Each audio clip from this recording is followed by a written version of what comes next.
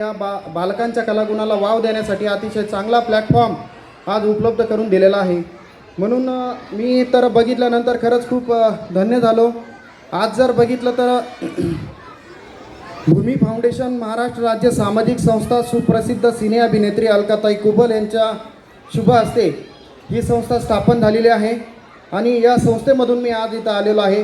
खऱ्या अर्थानं आत्महत्याग्रस्त शेतकरी असतील, अल्पभूधारक शेतकरी असतील, या शेतकऱ्यांच्या मुलींसाठी आज ही संस्था राज्यस्तरीय स्वरूपाचं काम करत आहे. आज 4 देशासोबत जोडले गेलेले आहे. अतिशय उत्कृष्ट कार्य या संस्थेचं सुरू आहे. आज जर बघितलं तर खऱ्या अर्थानं आपल्या आईने जर आपल्याला जन्म दिला असेल तर तितकंच महत्त्वाचं, जेवढे आपल्या आईचे आपल्यावर उपकार आहेत तेवढेच आपल्या ह्या काळ्या आईचे सुद्धा उपकार आहे. म्हणून माता आणि माती जगली पाहिजे या उद्देशानं ही संस्था काम करते. म्हणून तिचं नाव खऱ्या अर्थानं भूमी फाउंडेशन आहे. जन्म आपल्या आईच्या गर्भात होतो, परंतु आपला अंत जो आहे तर ही माती आपल्या शेवटच्या क्षणाला आपल्यात विलगीकरण करून घेते. म्हणून ह्या दोन्ही गोष्टी टिकल्या पाहिजे. याच्यासाठी खऱ्या अर्थानं कोण काम करत असेल तर खऱ्या अर्थानं शेतकरी हा खूप उत्कृष्ट स्वरूपाचा आज कोरोनाने सुद्धा दाखवून दिलेला आहे. सगळा देश थांबला होता परंतु शेतकरी थांबला नव्हतं. जर आपलं खाणं थांबलं असतं तर आपण सुद्धा संपलो असतो. म्हणून खऱ्या अर्थानं या शेतकऱ्याला उभं करणं काळाची गरज आहे. म्हणून ही संस्था खूप काम करते आणि या निमित्ताने मी सर्वांना एक आव्हान करेल.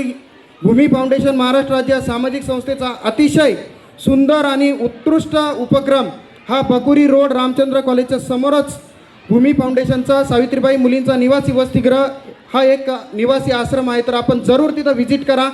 खरं उत्तम कार्य आणि गुणात्मक कार्य कसं असतं ते तुम्ही बघा. पहिलीच्या मुली काय म्हणजे किती क्वालिटीने त्या आपलं एज्युकेशनचं परफॉर्मन्स पुढं दाखवतात ते पण बघू शकता. आणि आज खऱ्या अर्थानं रिव्हरस्टोनच्या या कार्यक्रमासाठी मला येण्याची संधी लाभली. आज जर बघितलं तर आणि पालकांच्या जबाबदारीवर ते मुलं तिकडं सहलीला चालले. मला त्याचं उत्तरच कळलं नाही. पालक त्या मुलांना सहलीला घेऊन चालले होते का शिक्षक किंवा शाळा ते सहलीला घेऊन चालले होते? खऱ्या अर्थानं आज याच्यावरून मला एवढंच लक्षात आलं, आज खऱ्या अर्थानं या जगात सगळंच प्रत्येकाला पाहिजे, परंतु एकच गोष्ट नको आहे, ती कोणती? जबाबदारी. कारण ती जबाबदारी त्या शाळेची, ती जबाबदारी त्या शिक्षकाची. उलटा पालकांनीच त्यांच्याकडनं डिक्लेरेशन लिहून घेतलं पाहिजे होतं का सुखरूप मुलं आम्ही घेऊन चाललो, सुखरूप मुलं घेऊन येऊ, ही जबाबदारी त्यांची होती. म्हणजे अशा जबाबदारीनं काम करणारे आमचे मित्र डॉक्टर अविनाश शर्मा सर हे सुद्धा आमच्या भूमी फाउंडेशन महाराष्ट्र राज्य सामाजिक सोबत जोडले गेलेले आहेत. आणि जेवढं ह्या मुलांसाठी ते वेळ देतात तेवढाच वेळ आमच्या मुलींसाठी सुद्धा ते देतात. म्हणजे खऱ्या अर्थानं जे का रंजले गांजले त्यासी म्हणे जो आपुले, तोची साधू संत ओळखावा देव तेथीच जाणावा. कारण आपण खूप काही कमावण्याच्या मार्गावरती आहोत आणि जर इथं बसलेल्या सर्व पालकांची आणि या देशाची जर एक आणि एकच संपत्ती असेल तर ती कुठली आहे? हे आपले मुलं. कारण हीच मुलं पुढं जाऊन देशाचे सुद्धा उज्ज्वल भविष्य घडवू शकतात. हेच मुलं सुद्धा या आपल्या कुटुंबाचं नाव पुढं घेऊन जाऊ शकतात. म्हणून जेवढी शाळेची जबाबदारी आहे जेवढं आपल्या पालकांची सुद्धा तेवढी जबाबदारी आहे. कारण आपण म्हणतो सहज, कारण मला काही पालक भेटल्यानंतर म्हणतात कारण माझं MA सायकोलॉजी MA क्लिनिकलमध्ये आहे, बोलण्यासारखे खूप विषय, परंतु तो वेळ नाही आहे. कारण मी म्हणतो कारण आज मुलाला जन्म देणंही खूप अवघड झालं आहे आणि त्याला जगवणंही सुद्धा खूप अवघड झालं आहे.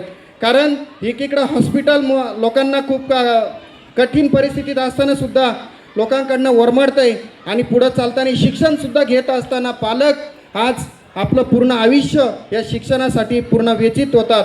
म्हणून मला इथं लक्षात येतं कारण आपलं एकटा कुटुंब उभं करत असताना आपलं आयुष्य संपून जातं. परंतु खऱ्या अर्थानं डॉक्टर अविनाश सर आपल्याला सॅल्यूट आहे. आपण आज हे 8 ते 9 ग्रुप एज्युकेशन ग्रुप आज डेव्हलप केले. 2010ला आपली संस्था सुरू झाली आणि आज बघता बघता 10 ग्रुप आपण अतिशय उत्कृष्टरित्या आणि क्वालिटीपूर्ण आज आपण काम करत आहात. कारण या शैक्षणिक क्षेत्रात काम करणं एवढं सोपं नाही आहे. शैक्षणिक क्षेत्र हे पवित्र क्षेत्र आहे. मी पहिलीच गोष्ट इथं कबूल करतो. कारण हे क्षेत्र उत्पादन किंवा इथून काहीतरी आपल्याला उत्पन्न मिळालं पाहिजे याच्यासाठी शिक्षण क्षेत्र नव्हे तर गोरगरिबांचे मुलं शिकले पाहिजे.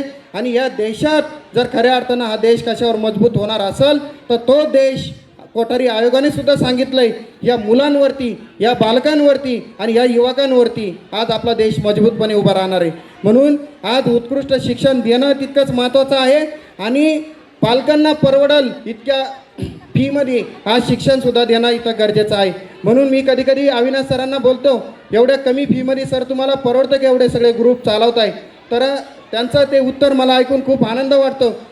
सर, काही श्रीमंताची पण मुलं शिकली पाहिजे आणि काही गोरगरिबांची पण मुलं शिकली पाहिजे. कारण ज्यावेळेस आपण एखादी वस्तू आणतो तर त्या वस्तूत तराजू काटा आपण दोन्ही अँगलनी जेव्हा सम होतो तेव्हा ते खरं माप आपण समजतो. म्हणून हा विचार मला त्यांचा फार पटला. कारण त्यांचं म्हणणं आहे सगळ्यांच्या बरोबरीनं सगळे विद्यार्थी असले पाहिजे. अशा स्वरूपात कमी अल्प फीमध्ये शिक्षण देणारी ही एज्युकेशन संस्था आहे रिव्हरस्टोन. म्हणून मला फार आनंद वाटला. आणि दुसरी गोष्ट मला इतकी सार्थ अभिमान वाटला